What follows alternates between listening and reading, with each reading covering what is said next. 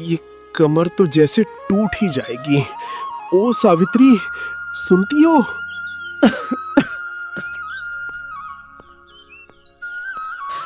आई जी, क्यों चिल्ला रहे हो? अरे मेरी छोड़, तू अपनी देख। हम दोनों बुढ़े इस खाट से चिपक गए हैं, पर ये घर कैसे चलेगा? बच्चियां कहाँ हैं? वो तो भोर होते ही निकल गई थी। देखिए ना, ओस की बूंदों के बीच दोनों बहनें कैसे मिट्टी में हाथ सान रही हैं। दीदी, कल बाजार के लिए पर्याप्त माल हो जाएगा क्या? कमला, क्यों नहीं होगा? देख तो खेत कैसे मुस्कुरा रहा है। टमाटर, भिंडी, बैंगन सब तैयार हैं। कल गोविंद भाई से डटकर मोल भाव करेंगे। पर दीदी, कर्जे का ब्याज और दवाइयों का खर्च पहाड़ जैसा बोझ है हमारे सामने। पहाड़ है तो हम भी दशरथ मांझी से कम नहीं। जब तक ये खेत हरा है, हमारे चूल्हे की आग ठंडी नहीं होगी। मेहनत कर, फल की चिंता उस पर छोड़ दे। आप सच में बहुत बहादुर हो दीदी। बहादुर हम दोनों हैं। माँ बाबूजी का आशीर्वाद ही हमारी असली ताकत है। अब बातें कम और काम ज्यादा कर, भूख तेज हो रही है। दोनों बहनें फिर काम में लग जाती हैं। उनके हाथ थके हुए हैं पर इरादे मजबूत हैं। घर के अंदर रामलाल और सावित्री की बातचीत। सावित्री, इन बच्चियों को देख। जिस उम्र में इन्हें गहने और नए कपड़ों का अरमान होना चाहिए, उस उम्र में ये मिट्टी और पसीने में सनी रहती हैं। इनके भाग्य में मैंने सिर्फ संघर्ष लिख दिया। ऐसा मत कहो जी, बेटियां भाग्य से मिलती हैं और हमारी वाली तो साक्षात लक्ष्मी का रूप है। भगवान ने हमें बेटा नहीं दिया तो क्या हुआ? ये दो देवियां क्या किसी बेटे से कम हैं? पर मैं कैसा पिता हूँ, ना इनकी शादी के लिए कुछ जोड़ पाया, ना साहूकार के कर्जे से पीछा छुड़ा पाया। अगर वो जमीन छीन लेगा तो ये कहाँ जाएंगी? हिम्मत मत हारिए। जिनकी नीयत साफ होती है, उनका हाथ खुद ईश्वर थामता है। हमारी बेटियों की मेहनत और आपकी दुआएं खाली नहीं जाएंगी। मोहन साहूकार का घर, गांव के बीच में एक पक्का मकान। मोहन साहूकार रामपुर का सबसे धनी और सबसे डरावना इंसान था। उसने गांव के आधे किसानों को कर्ज में जकड़ रखा था। आज वो रामलाल के घर आया था। रामलाल, ओ रामलाल, सोया है क्या? बाहर निकल। अरे मोहन भाई, इतनी सुबह? आइए, आसन ग्रहण कीजिए। आसन अपनी खाट पर ही रख। मुझे यहाँ बैठने का शौक नहीं है। सीधे हिसाब की बात कर। 3 महीने का ब्याज चढ़ गया है। मेरी फूटी कौड़ी कब लौटा रहा है? भाई साहब, फसल बस तैयार ही है। बच्चियां मंडी जाने वाली हैं। हाथ जोड़ता हूँ, थोड़ा वक्त और दे दीजिए। वक्त? वक्त की कीमत होती है रामलाल, और तेरे पास वो है नहीं। साफ साफ सुन ले, अगर अगले हफ्ते तक पैसे मेज पर नहीं मिले तो खेत के कागजात लेकर मेरे दफ्तर आ जाना। वो जमीन अब मेरी हुई। तभी कमला अंदर से आती है। उसने सब सुन लिया था। मोहन जी, बाबा की उम्र का लिहाज कीजिए। आवाज नीचे करके बात कीजिए। वो आपसे बड़े हैं। अगले महीने तक आपका हिसाब बराबर हो जाएगा। मेरी जबान याद रखिएगा। अरे वाह, अब ये घर की कलियां मुझे हिसाब सिखाएंगी। मिट्टी में हाथ सानने वाली छोरी अब ब्याज भरेगी। क्या दिन आ गए हैं। हंस लीजिए मोहन जी, क्योंकि अगले महीने आपको हंसने का मौका नहीं मिलेगा। ये जमीन हमारे पुरखों की है और इसे हमारे बाबा की पसीने ने सींचा है। इसे हड़पने का आपका सपना कभी पूरा नहीं होगा।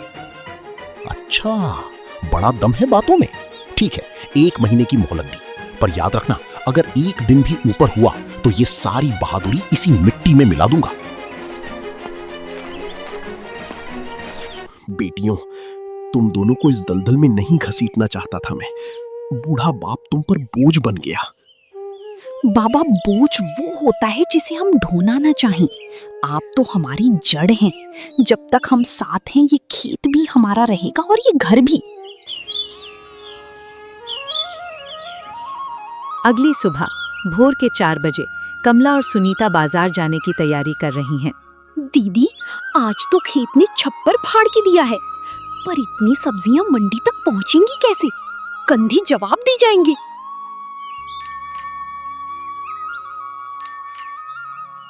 रुक, वो देख, छोटू जा रहा है।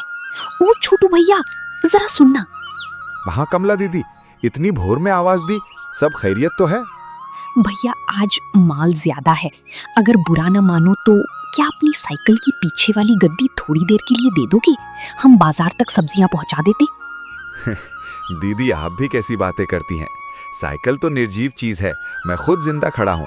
आप बस टोकरियां लदवाओ, मंडी तक मैं पहुंचाऊंगा। छोटू भैया, आप तो हम दोनों के लिए फरिश्ता बनकर आए हो। फरिश्ता वरिश्ता कुछ नहीं दीदी, बस पड़ोसी धर्म निभा रहा हूँ। आज आप मुश्किल में हो, कल मैं होऊंगा। चलिए जल्दी कीजिए, मंडी में भाव गिर न जाए। रास्ते में उन्हें हरिया काका मिले। हरिया एक भले किसान थे जो रामलाल के पुराने दोस्त थे। अरे कमला, सुनीता, इतनी भोर में ही मंडी की तैयारी, और ये सब्जियां तो देखो जैसे अभी ओस से नहा कर आई हूं। जी काका, बाबा और माँ दोनों चारपाई पर हैं, तो सोचा आज हम ही मंडी का चक्कर लगाएं। मैंने सुना है वो मोहन बहुत परेशान कर रहा है तुम लोगों को। देख बेटी, वो आदमी पत्थर दिल है, पर तू घबराना मत। वक्त बुरा हो तो हाथ नहीं छोड़ते। कोई भी बात हो मुझे याद करना। आपकी ये बात ही हमारे लिए बहुत बड़ा सहारा है काका। बस मेहनत कर रहे हैं, आगे मालिक की मर्जी। चिंता मत कर लाडो, जिसकी नीयत साफ हो उसका रखवाला खुद ऊपर वाला होता है। तुम्हारी मेहनत रंग जरूर लाएगी।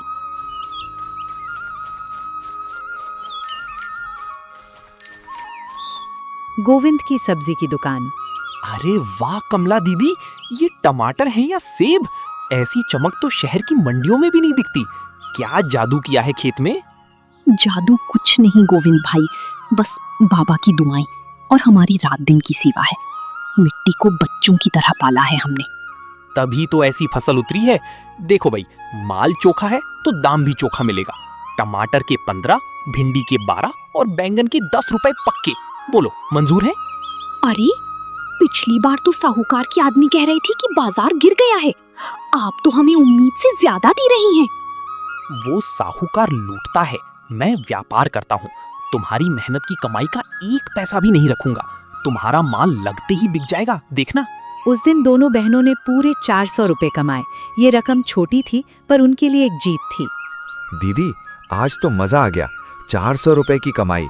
अब तो साहूकार का मुंह बंद हो जाएगा ना? काश ये इतना आसान होता छोटू भैया। 400 तो दिख रहे हैं, पर इसमें से पहले बाबा की दवा आएगी, फिर घर का राशन। साहूकार के 2000 तो पहाड़ जैसे खड़े हैं। अभी तो हमें रातों की नींद और दिन का चैन दोनों खेत में ही छोड़ने होंगे। हम रोज मंडी जाएंगे और अब सिर्फ ये 3 सब्जियां नहीं, लौकी, करेला और मूली भी उगाएंगे। जितनी ज्यादा फसल उतनी ज्यादा कमाई। वाह सुनीता, तेरी सोच तो बहुत आगे निकल गई है। वो तालाब के किनारे वाली खाली जमीन भी तो है, वहां भी नई क्यारियां बना देते हैं। देखना, हमारी ये मेहनत बेकार नहीं जाएगी। तालाब के किनारे की जमीन बहुत उपजाऊ थी। पानी के करीब होने की वजह से दोनों बहनों ने वहां नई सब्जियां उगाने का फैसला किया। लेकिन ये जमीन किसकी थी, ये सवाल था। दीदी, ये खाली जमीन किसकी है? क्या हम यहाँ भी फसल लगा सकती हैं? ये तो पंचायत की लगती है। चल सरपंच दादाजी से पूछकर पक्का कर लेते हैं। सरपंच दादाजी का घर। आओ आओ लाडो, आज दोनों बहनें एक साथ। बताओ, इस बूढ़े दादा की क्या सेवा करूं? दादाजी, वो तालाब किनारे वाली पंचायत की जमीन सालों से खाली पड़ी है। अगर आपकी इजाजत हो तो क्या हम वहाँ खेती कर सकते हैं, बस इस मौसम के लिए। वो जमीन तो बंजर हो रही है बेटा। और तुम जैसी मेहनती बेटियों को मना करने का पाप मैं क्यों करूं? जाओ, जी भरकर मेहनत करो। पंचायत तुमसे एक धेला नहीं लेगी। सच दादाजी, आप कितने अच्छे हैं। अब देखिएगा हम उस खाली जमीन को कैसे हरा भरा कर देते हैं। बेटा, तुम्हारी हिम्मत ही तुम्हारी सबसे बड़ी पूंजी है। अपने लाचार बाप का सहारा बन रही हो, इससे पुण्य का काम और क्या होगा? मेरा आशीर्वाद तुम्हारे साथ है। आपका ये भरोसा ही हमारी असली ताकत है दादाजी। हम आपको निराश नहीं करेंगे। अगले कुछ हफ्तों में दोनों बहनों ने तालाब किनारे की जमीन को एक सुंदर बगीचे में बदल दिया। लौकी की बेलें, करेले के पौधे, पालक की क्यारियां, हरा भरा एक नया खेत तैयार हो गया। गांव के लोग देखने आते थे। अरे कमला दीदी, ये चमत्कार कैसे हुआ? जो जगह कल तक कांटों से भरी थी, आज वहाँ हरियाली मुस्कुरा रही है। क्या सुंदर लग रहा है। आओ राधा, देख हमारी मेहनत रंग लाई है। ये लौकी देख, रात भर में कितनी बढ़ गई है, और पालक की ताजगी तो देख। दीदी, मैं देखती हूँ कि गांव जब सो जाता है तब भी आपके खेत में लालटेन टिमटिमाती रहती है। क्या आप दोनों रात को सोती नहीं? राधा, जब सपने सोने ना दे तो नींद कहाँ आती है। और रात की चांदनी में इन पौधों की सेवा करने का मजा ही कुछ और है। दीदी, आपकी हिम्मत देखकर मेरा भी मन करता है कि कुछ करूं। क्या मैं भी आपके साथ काम करने आ सकती हूँ? मुझे भी ये हुनर सीखना है। क्यों नहीं राधा, ये मिट्टी तो सबका स्वागत करती है। जितने ज्यादा हाथ होंगे ये खेत उतना ही सोना उगलेगा। कल से तू भी आ जाना। धीरे धीरे माँ तुलसी भी आने लगी। वो बच्चों को आशीर्वाद देती थी और बीच बीच में काम में हाथ बटा देती थी।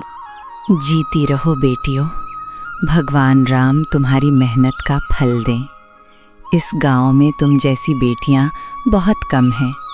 आपका आशीर्वाद ही हमारा सबसे बड़ा खजाना है माँ।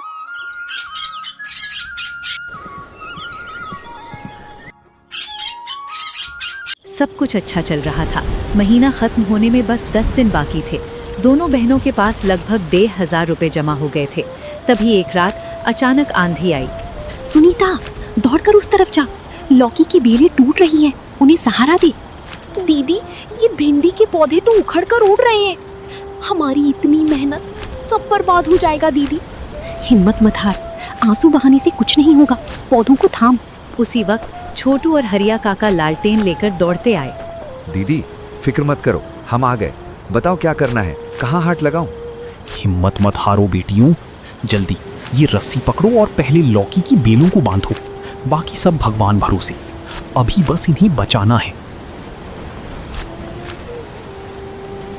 उस रात 4 घंटे तक सब मिलकर लड़े। बारिश में भीगते हुए, कीचड़ में फिसलते हुए, अंधेरे में लड़खड़ाते हुए, पर लड़ते रहे। तूफान थम गया। खेत में काफी नुकसान हुआ था, पर सब पूरी तरह बर्बाद नहीं हुआ था। दीदी, आधी फसल तो मिट्टी में मिल गई। अब सिर्फ 10 दिन बचे हैं। हम कर्जा कैसे चुकाएंगे? रो मत सुनीता, जो बच गया है हम उसी में रास्ता निकालेंगे। हिम्मत मत हार। बेटा हौसला रखो, मेरी भी थोड़ी सब्जी ले जाओ और मंडी में बेच दो। जो मिले उसमें से आधा तुम रख लेना। काका, आप इतना बड़ा सहारा? अरे बेटा, हम किसान हैं। अगर एक दूसरे का कंधा नहीं बनेंगे तो माटी का कर्ज कैसे चुकाएंगे? और दीदी, मैं कल शहर से वो बीज लाऊंगा जो जल्दी फसल देते हैं। 10 दिन बहुत होते हैं, हम फिर से क्यारियां सजा देंगे। दीदी, जब पूरा गांव हमारे साथ है तो हम हार कैसे सकते हैं? हम जीतेंगे दीदी। अगले दिन सुबह रामलाल की तबीयत अचानक बिगड़ जाती है। कमला, कमला, जल्दी आ बेटा। देख तेरे बाबा को क्या हो रहा है, इन्हें सांस नहीं आ रही। बाबा, आंखें खोलिए बाबा, क्या हुआ अचानक? बेटा, मेरी फिक्र मत कर, तू खेत जा। फसल बर्बाद हो जाएगी, जा। नहीं बाबा, खेत जाए पहाड़ में, पहले आपको ठीक होना है। हम आपको कहीं नहीं जाने देंगे। छोटू, ओ छोटू, जल्दी आ, बैलगाड़ी तैयार कर। हमें बाबा को अभी शहर के अस्पताल ले जाना है, जल्दी कर। छोटू अपनी साइकिल लेकर दौड़ा। पास के शहर में डॉक्टर साहब का क्लिनिक था। डॉक्टर साहब का क्लिनिक। देखो, उम्र ज्यादा है और दिल कमजोर। इन्हें दवा के साथ साथ पूरी शांति चाहिए। कोई तनाव मत देना। डॉक्टर साहब, दवाइयों और इलाज में कुल कितना खर्च होगा? देखो बेटा, मुझे हरिया काका ने तुम्हारी मेहनत के बारे में सब बताया है। आज की फीस की चिंता मत करो, वो मैंने माफ कर दी। बस अपने बाबा का ख्याल रखो। डॉक्टर साहब, आप हम पर इतना बड़ा एहसान। अरे बेटा, डॉक्टर भी इंसान होता है, और याद रखना, इंसानियत से बड़ी दुनिया में कोई दवाई नहीं होती। दवाइयों का खर्चा कम हो गया, पर अब पैसों की जरूरत और भी बढ़ गई थी। कमला और सुनीता दोनों बाहर बैठकर हिसाब लगा रही हैं। दीदी, देखो, हमारे पास सिर्फ 1,500 जमा हुए हैं। मोहन जी को 2,000 देने हैं और बाबा की दवाई के 300। मतलब हमें 800 और चाहिए, और हाथ में सिर्फ 8 दिन है। सुनीता, धनिया पुदीना तो जल्दी उगता है, पर 8 दिन उसके लिए भी कम है। सुन, याद है तालाब के वो कमल के फूल? बसंती दीदी कह रही थी कि शहर के मंदिरों में फूलों की भारी मांग है। हाँ दीदी, कमल के फूल। और माँ तुलसी तो रोज मंदिर जाती हैं, वो हमें सही जगह और ग्राहक भी बता देंगी। तो फिर देर किस बात की? चल, अब रात भी हमारी है और तालाब भी। सूरज उगने से पहले हमें फूलों की पहली खेप तैयार करनी है। मोहन साहूकार एक बार फिर आता है। रामलाल, 5 दिन और, बस 5 दिन। पैसे तैयार रखना, वरना याद रखना कि परसों की सुबह सूरज तुम्हारे खेत पर नहीं, मेरे नाम की तख्ती पर उगेगा। मोहन भाई, मेरी बात तो। मोहन जी, वादे के मुताबिक अभी 5 दिन बाकी हैं। आपके पैसे पाई पाई समेत लौटाएंगे। अपनी नीयत साफ रखिए और हम पर भरोसा। तभी मोहन की पत्नी बसंती अंदर से निकल आई। वो कुछ काम से आई थी, पर सब सुन गई। सुनिए जी, हद में रहिए। ये बेटियां एक किसान की आन है, इनसे इस लहजे में बात मत कीजिए। क्या तू ये क्या बोल रही है? अपनी गृहस्थी भूलकर अब तू उनके पक्ष में बोलेगी? मैं किसी के पक्ष में नहीं, सच के साथ खड़ी हूँ। बेटा, तो पीछे मत हटना, मेहनत कर। ऊपर वाले के यहाँ देर है, अंधेर नहीं। ठीक है, देख लेंगे। 5 दिन, याद रखना, 6ठा दिन नहीं मिलेगा। बसंती कुछ देर के लिए रुकी। उसने अपनी साड़ी में से कुछ निकाला। कमला बेटा, ये 500 रुपए रख ले, किसी को पता ना चले। पर जीजी, ये आप, मैं ये कैसे ले सकती हूँ? बेटा, मेरा पति कठोर हो सकता है, पर मेरा दिल पत्थर का नहीं है। घर की 4 दीवारी में मेरी जबान पर पहरे हैं, पर मेरी नीयत साफ है। ये मेरी सिलाई कढ़ाई की अपनी कमाई है, इसे लौटाना मत। बस अपने बाबा की दवा और घर की इज्जत बचा लेना। जीजी, आप तो साक्षात देवी बनकर आई हैं। आपका ये एहसान मैं कभी नहीं भूलूंगी। पगली, एहसान कैसा? हम औरतें ही एक दूसरे का दर्द नहीं समझेंगी तो कौन समझेगा? जा, अब देर मत कर, काम पर लग जा। आज वो दिन था। कल सुबह मोहन साहूकार आएगा। दोनों बहनों के पास अब कुल मिलाकर 1800 रुपए थे। 200 की अभी भी कमी थी। दीदी, हिसाब लगा लिया, सब जोड़कर भी 200 रुपए कम पड़ रहे हैं। अब क्या होगा? दीदी, आप सुन रही हैं? क्या सोच रही हैं?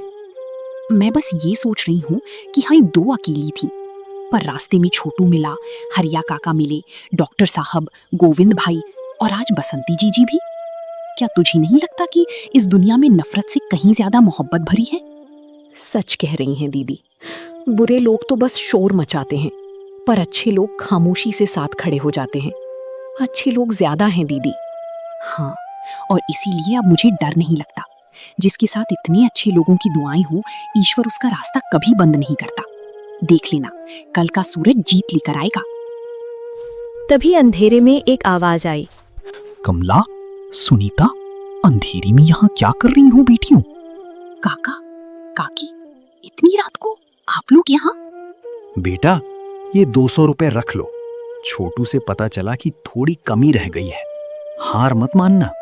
और ये 50 रुपए मेरी तरफ से मटके में बचा कर रखे थे। ये रामलाल भाई की दवाई के काम आएंगे। काका, काकी, आप लोग इतने अच्छे क्यों हैं? पगली, रोती क्यों है? तेरा बाप मेरा पुराना यार है, उसकी बेटियां मेरी अपनी बेटियां हैं। मुसीबत में साथ नहीं देंगे तो इंसान कैसे कहलाएंगे? काका, आपकी ये ममता हम कभी नहीं भूलेंगे। जीती रहो, अब निश्चिंत होकर सो जाओ। कल का सवेरा तुम्हारी जीत का होगा। सुबह के 8 बजे मोहन साहूकार अपने 2 आदमियों के साथ आया। उसके चेहरे पर घमंड था। उसे लग रहा था कि आज खेत उसका हो जाएगा। क्यों रामलाल, समय खत्म। बोलो, जमीन छोड़ते हो या पैसे देते हो? मोहन जी, ये लीजिए अपने 2000 रुपए। एक एक पाई गिन लीजिए, पूरे हैं। मोहन ने हैरान होकर पैसे लिए, गिना, सच में 2000 थे। उसका मुंह खुला रह गया। ये मुमकिन कैसे है? कल तक तो तुम्हारे पास फूटी कौड़ी नहीं थी, कहां से आए इतने पैसे? पसीने की कमाई है मोहन जी। कड़ी मेहनत से आई है और साथ में उस प्यार और दुआओं से जो आपके पास कभी नहीं थी और ना कभी होगी। तब तक हरिया काका, छोटू, राधा, माँ तुलसी, सरपंच दादाजी सब वहां आ गए थे। पूरा गांव इकट्ठा हो गया था। देख मोहन, इन बेटियों ने आज सिर्फ पैसे नहीं चुकाए बल्कि इंसानियत का कद ऊंचा कर दिया है। तुझे शर्म आनी चाहिए। एक बीमार बुजुर्ग और इन बच्चियों को धमकाते हुए तेरा कलीजा नहीं कांपा? निकल जा यहां से। बेटा, तूने आज मेरा सिर ऊंचा कर दिया, मुझे माफ कर देना। इस बुढ़ापे ने मुझे इतना लाचार कर दिया कि मैं अपनी बच्चियों को इस हाल में देखता रहा पर कुछ न कर सका। ऐसी बातें मत कीजिए बाबा। आपने हमें ये हाथ दिए, ये मिट्टी और ये संस्कार दिए, इसी की बदौलत आज हम खड़े हैं। आपकी दी हुई हिम्मत ही तो हमारी असली पूंजी है। आज सच में भगवान ने हमारी सुन ली। मेरी बेटियां नहीं, मेरे शेर बेटे हैं ये। जुग जुग जियो बेटियों। आज तुमने साबित कर दिया कि बेटियां किसी से कम नहीं होती। 3 महीने बाद रामपुर गांव बदल गया था। कमला और सुनीता का खेत अब पूरे इलाके में मशहूर था। सरपंच दादाजी ने उन्हें पंचायत की और जमीन दी। गोविंद भाई ने शहर में उनकी सब्जियों की एक अलग दुकान खुलवाई। कमला दीदी, शहर के एक बड़े होटल वाले को हर हफ्ते 100 किलो सब्जी चाहिए। वो सीधे आपसे खरीदेंगे। सच में गोविंद, 100 किलो? क्या हम इतना कर पाएंगे? बिल्कुल दीदी। और सुनिए, वो बाजार की 15 की जगह सीधी 20 रुपए किलो का दाम देंगे। दीदी, सुना आपने? अब हम सिर्फ मजदूर नहीं, अब तो हम पक्के किसान बन गए। उसी दिन सरपंच दादाजी ने पंचायत बुलाई।